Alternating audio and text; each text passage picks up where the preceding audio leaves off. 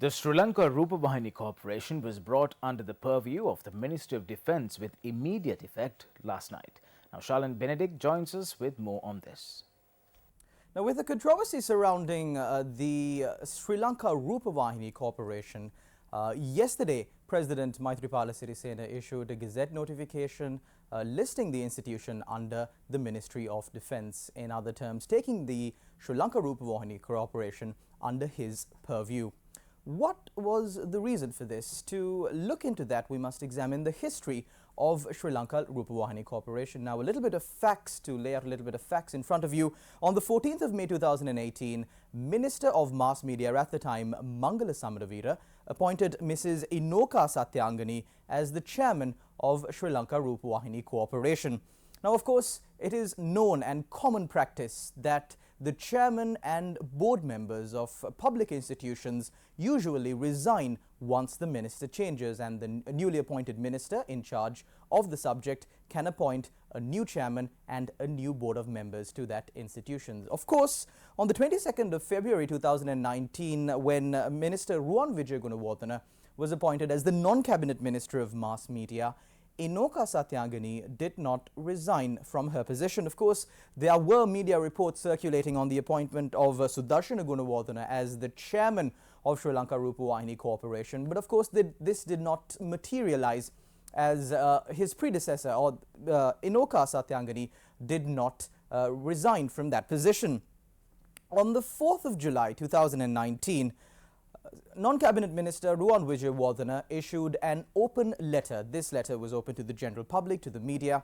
The content of this letter shows the rift between the chairman and the board of Sri Lanka Rupavahini Corporation and the minister. Now, in his letter, Minister Ruwan Wijegunawardena says that in April, the Sri Lanka Rupavahini Corporation was not able to pay the salaries of certain of their employees on time, and Ruwan Wijegunawardena did express displeasure on the conduct, the operations, the financial operations, how they are being run at Sri Lanka Rupavahini Corporation.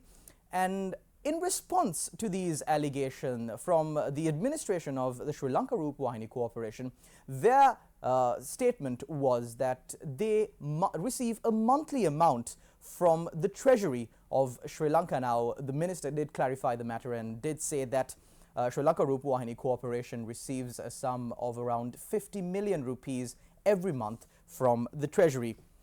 Also, on the 22nd of July 2019, attempts were being made to appoint Mr. Sanjeeva Wijegunawardena as the chairman of Sri Lanka Rupavahini Corporation. Of course, that too did not materialize.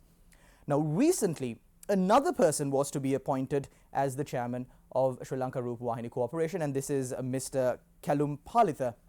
Of course, he too was not appointed to this position. Now, it is in such a situation that President Maithripala Sirisena issued a Gazette notification yesterday and took the Sri Lanka Rupavahini Corporation under his purview in the wake of this election, which much controversy surrounding Sri Lanka Rupavahini Corporation, the position, the leading positions of the board of Sri Lanka Rupavahini Corporation. It is in such a backdrop that President Maithripala Sirisena took Sri Lanka Rupavahini Corporation under his purview.